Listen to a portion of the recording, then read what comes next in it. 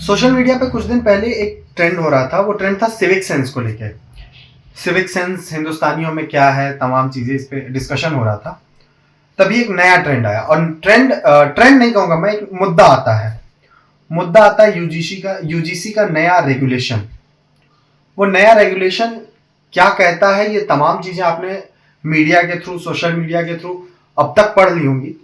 मुझे ज्यादा एक्सप्लेन करने की जरूरत तो नहीं है, लेकिन मैं अपने तरफ से जो बता सकता हूं आपको बता रहा हूं कि ये कानून ये कहता है कि अगर कोई वंचित वर्ग का छात्र है, उसके खिलाफ कोई भी जातिगत टिप्पणी होती है या उसके खिलाफ कोई डिस्क्रिमिनेशन होता है, तो वो एक कमेटी बनेगी कॉलेजेस में, इंस्टीट्यूशंस में, हायर एजुकेशन इंस्टीट्यूशंस में, यूनिवर्सिटीज में। वो कमेटी के पास अपनी शिकायत लेके जाएगा। वो कमेटी उसके खिलाफ जांच करेगी या एक्शन लेगी। भारत में जांच की पद्धति क्या है सबको पता है। सबसे बड़ी चीज जो बिटवीन द लाइन आ रहा है कि ये शिकायतकर्ता के खिलाफ अगर शिकायत गलत भी होती है तो कोई सवाल नहीं उठेंगे, उससे कुछ सवाल नहीं पूछे जाएंगे, उसके खिलाफ कोई एक्शन नहीं होगा। यानी कि आप किसी के हाथ में एक नंगी तलवार देते हैं और आप कहते हैं कि आप इसको चलाना शुरू करो। कोई कटा तो भी कोई दिक्कत नहीं, नहीं कटा तो भी कोई दिक्कत नहीं।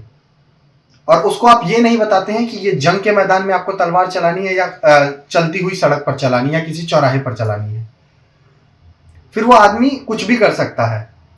तो जो यूजीसी का ये नया नियम है, मेरे उस पर कुछ सवाल हैं। सवाल कि आप क्या उसी सोच को फिर से वापस ला रहे हो जिसमें ये कहा जाता है कि जो अपर कास्ट के लोग हैं वो लोग आज भी ऑपरेसर हैं और एक कुछ विशेष जातियों के लोग आज भी दबे हुए हैं। अब तो इक्वालिटी की बात करते हो, आप बात करते हो कि तमाम चीजें बराबर हो रही हैं।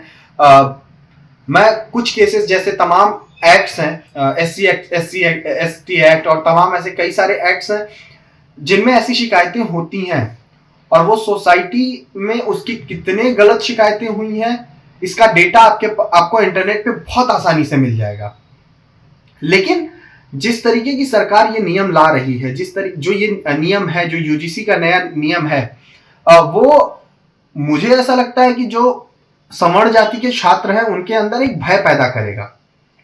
उनको एक तो पर्सनल मेरा मानना है कि वो अपनी बात किसी के सामने ऐसे खुल के नहीं रख सकते, वो किसी का भी विरोध ऐसे खुल के नहीं करेंगे। और जब एक छात्र अपनी बात नहीं रखेगा, वो किसी चीज का विरोध नहीं करेगा, किसी चीज पे अपना तर्क नहीं रखेगा, तो उस छात्र का सर्वांगीण विकास कैसे होगा, ये बहुत सोचने वाली बात है।